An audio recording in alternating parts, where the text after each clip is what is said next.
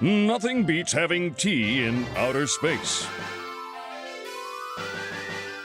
How beautiful the Earth is. It reflects the nobility of my mission. Jennifer, how much longer before we go into hyperdrive? Let me see, Gordon. About, 5 minutes? I see. Only 5 minutes until we say goodbye to the Earth. Are you scared, Gordon? Hey, you're joking, right? Captain Gordon, Defender of Earth, is afraid of nothing. You, of all people, should know that. You've been along on all my adventures. Right. Beep, beep, blip, beep. Oh, sorry about that. Of course, I didn't forget you, Thursday. Gordon keeps staring at Jennifer's thighs. Pervert, pervert, pervert.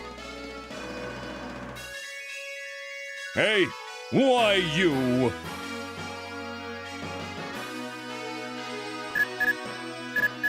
Tea time's over, Gordon.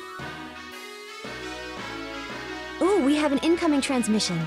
Looks like it's from the Earth Defense Force headquarters. I'm turning on the holographic projector.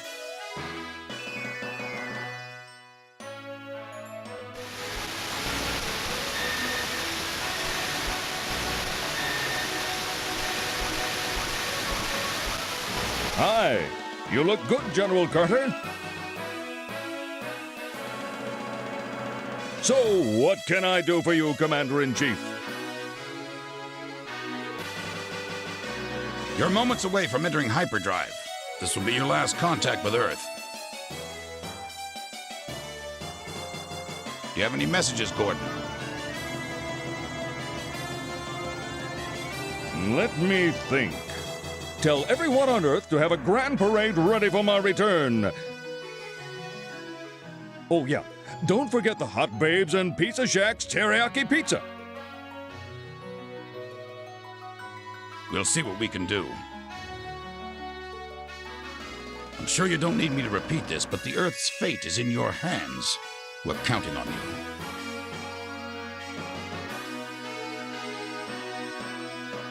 It's nothing I can't handle. How true. I pray for your success, Gordon. Gordon, we're about to go into hyperdrive. Okay, Jennifer. Hyperdrive engine number 3 ready. All systems go. Now entering hyperdrive.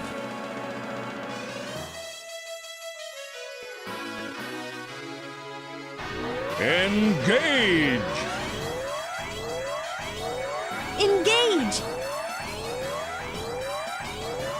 Ha ha ha ha ha!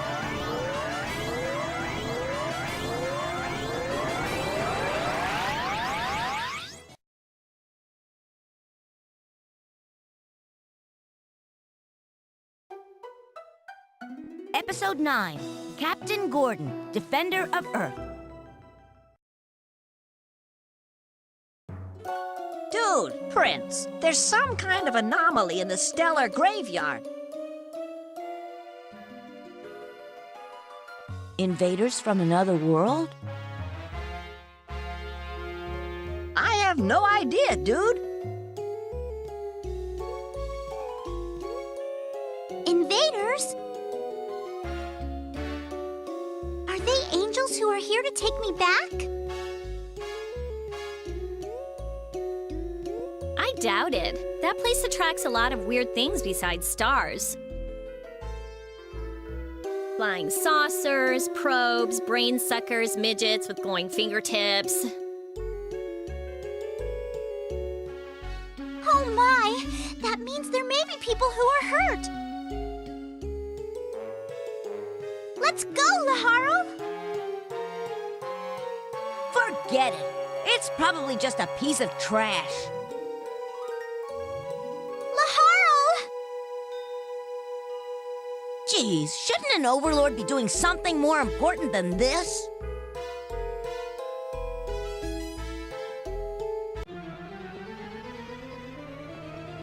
Hello everybody, it's me Keese, and welcome back to Let's Play Disgaea DS.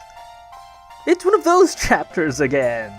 Yeah, in the last one, it was actually kind of sad.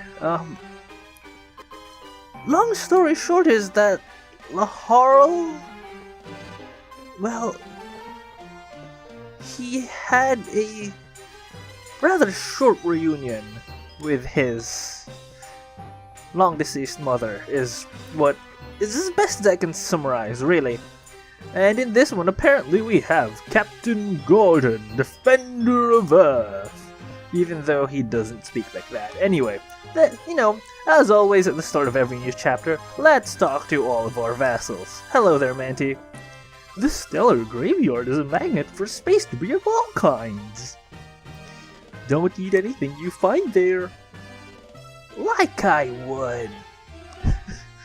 Do you have any first-hand experience in that, Manti? Anyway, Golak. According to human belief, the Netherworld and Celestia both exist somewhere in space. I don't know why my voice for him suddenly changed. Then, do humans consider us as aliens? Most likely. I'm doing the heart thing. You guys can't see it, but I'm doing the heart thing. And finally, my favorite, Dratty, who's a girl, apparently. It's hard standing in the same spot all the time, you know? I was kind of... You usually have the most interesting ones. I'm kind of disappointed, really. I'll be honest with you. Anyway, let's talk to Gargo here. It's a bit late, but it's better to focus on one weapon rather than trying to balance all weapons. More like it's too late. Hopefully you guys have also been trying to focus on one weapon. I mean, the only one I kind of messed up on is Laharo, but that doesn't matter anyway. Goss. It feels like something big's gonna happen. Oh, I'm so excited! Sorry, Goss, but, no. Also, did we get anything last episode? Oh, right, we did. We got the Nether 58, not 48. 48's the old one. But, let's talk to Zombie, because I always forget about him and I kind of feel bad, so let's get all of our vassals out of the way for now. Hey there, Zombie. Not to brag, but I've never taken a bath in my entire life. Oh yeah? I've never brushed my teeth in my entire life, so there! That's nothing to brag about. Really? Because I have never wiped my... I was gonna make toilet humor, but... No thanks. Even I won't stoop to even I won't stoop so low as to say that I have never wiped my buttocks in my entire life. I've just wiped them with my hands instead. Anyway, let's read Etna's diary, shall we? As we always do. A mother's love. All this time, that woman was among us as one of the Prinnies. She just watched over the prince without saying a word. How could she stand it? I don't get it. She was always like that. She always filled my heart with discord. But my hatred from back then is gone. Has time erased it, or...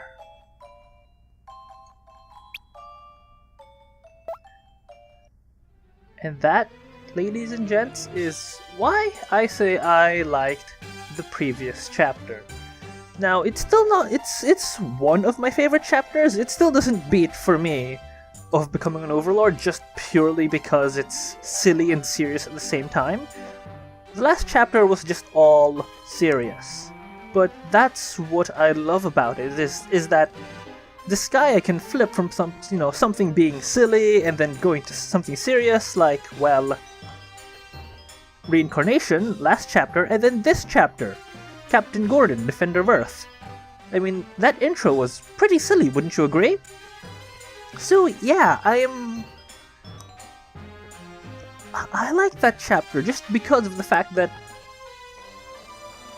it doesn't show growth in Laharl by himself. It shows the growth of the group together as one, friends, their relationships and how they interact with each other, but also as characters, because we know that Edna doesn't like Laharl's mother, but she kind of forgives.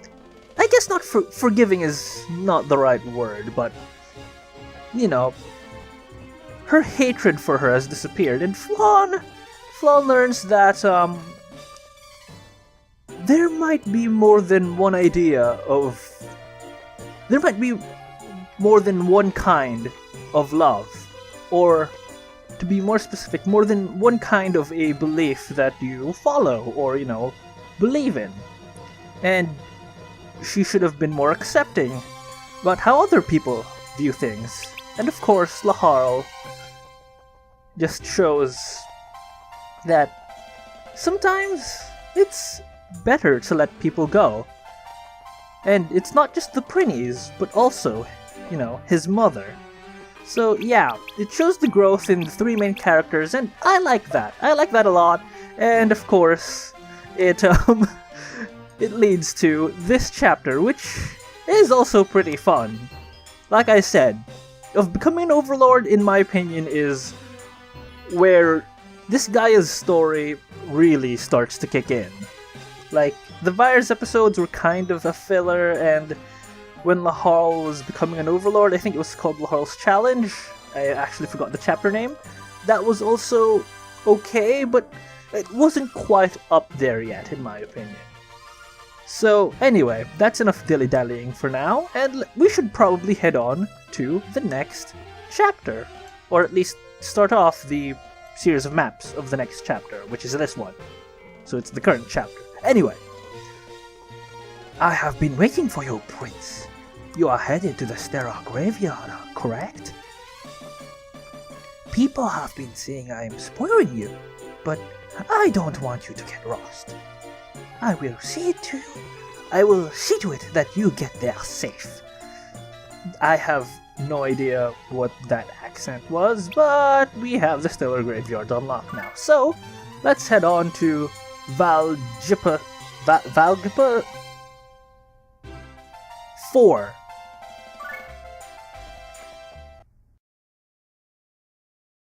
Gordon? Gordon, where are you?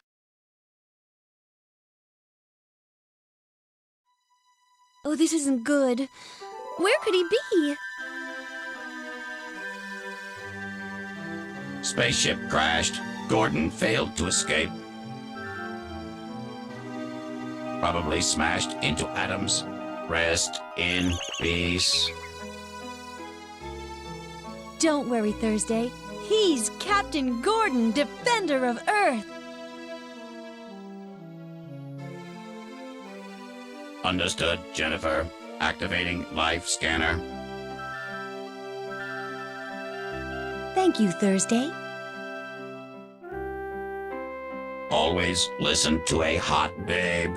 That's the law. Beep, blip, beep.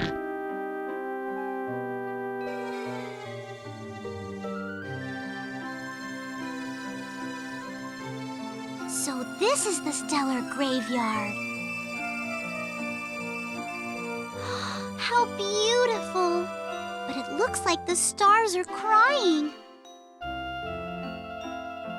Flan, you're so romantic.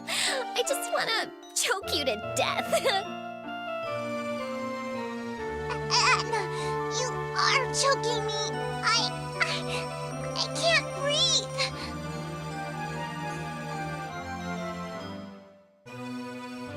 Okay, enough of that!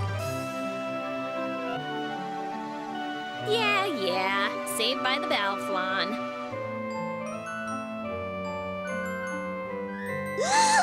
I hope she was just joking. I almost became one with the stars.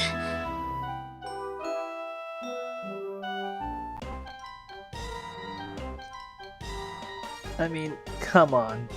Let's be honest here. Let's be honest here. That cutscene made you smile. Come on. It did, because I know it made me smile when I first played this game. And I like that. It's a nice, break from the seriousness that happened last episode.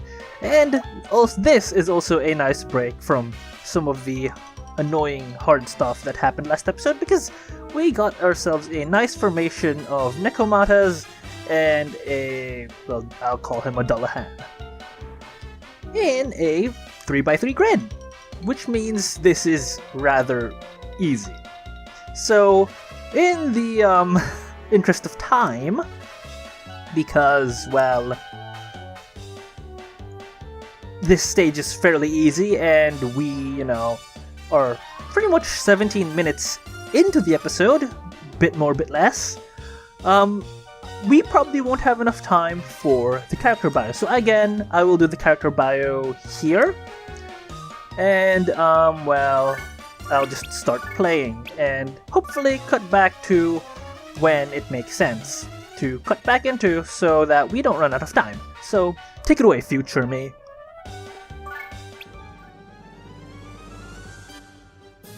Oh boy, another class that apparently has more than one name. Well, here goes nothing. The Kit Kat, or the Feline, or my preferred name, the Nekomata. Yeah, I'll be calling them Nekomatas, but the bio on screen will have their official name, at least what is displayed on the Disgaea wiki. Anyway, the Nekomata. Where to begin? Remember when I said the Trants were supposed to be a monster version of the Archers?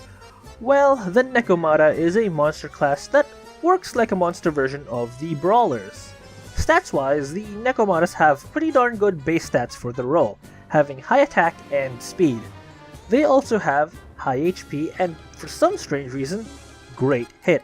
This makes them hit hard and fast, being able to avoid a fair amount of attacks, though they will still get hit back for most of the time. Despite that, it's still better than nothing, as their defense and resistance are rather lacking for what I would call a mid to end game level of monster. This makes them, like most frontline attackers in the game, rather vulnerable to being hit. One great thing about Nekomatas is that, again, unlike the Trant, their skills mirror the humanoid classes that share roles with them. They have a nice variety, with 2 skills being single target, 1 straight line AoE, and 1 that displaces the enemy. They also have pretty high base movement range of 6, making up for the fact that they don't have a ranged attack. Both of these combined makes them more useful in different situations, and means that they can, to a limited extent, completely replace the Brawler or Ninja classes. Of course, despite the Nekomatas being a good class in my opinion, there are a few things I would like to take note, as this is a monster class I have used personally. The typical monster fanfare applies, with them getting 100% aptitudes in everything, not being able to lift and throw, etc. And to me, that trade-off is something that should be considered. Because for me, while Nekomatas are pretty good at what they do, they aren't good enough to completely replace their humanoid counterparts, the Ninja or Brawler. Humanoid classes aren't the only thing stopping me from completely recommending the Nekomatas either. There are also other monster classes that are just straight up better when it comes to frontline melee damage. So, in the end, would I say the Nekomata is a solid choice for a party member? Yes. Yes, they are. They perform well enough, and there is nothing really stopping you from getting one if you want one. Your party won't really be negatively affected, and using them isn't really a struggle. However, if, like me, you find the limitations of monsters to be too great, then you'll probably stop using these cool cats sooner rather than later. Though, if you do stop using them, keep them. They're fluffy, kinda cute, and would probably be great for stress relief like most cats. So, remember, if you're having a rough day, just have a break. Have a Kit Kat. I'm done. I'm done.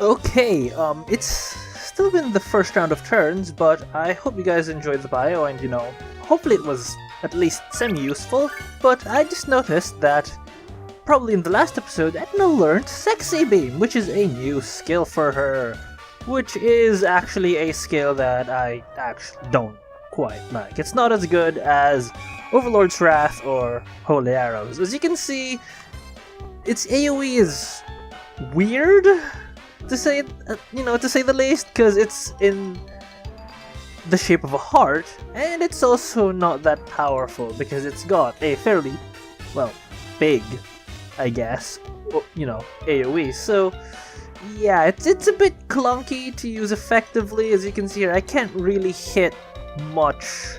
I think this is as best as I can go, but it's being taken up by Fier. So, do I have any other characters that I can use? No, only Etna. Yeah, I don't know if I can show off Sexy Beam. Might as well do that because that Nekomata over there is almost dead. It's a bit of a waste, but I don't care. I want to show it off. So yeah, this is the attack. It's, like I said, it's not that impressive looking, and it's also not that powerful. Ouch. Wow, that left that Nekomata with 5 HP. Not the best! Ooh, that's gonna suck. Because I was kind of hoping Etna would kill that one. But no. Oh. I might need to give them better equipment. Because they're dead. Ooh. Well, Megan's dead too. No. Nope. Yup, Megan's dead. That's death for Megan. As always, I'm not surprised anymore at this point that the first time Megan sees an enemy, he kills one and then he dies. That's kind of his MO at the moment. So, are you weak to ice? Yes, you are. You know what that means. You get killed by Fier. And who else would actually need the levels?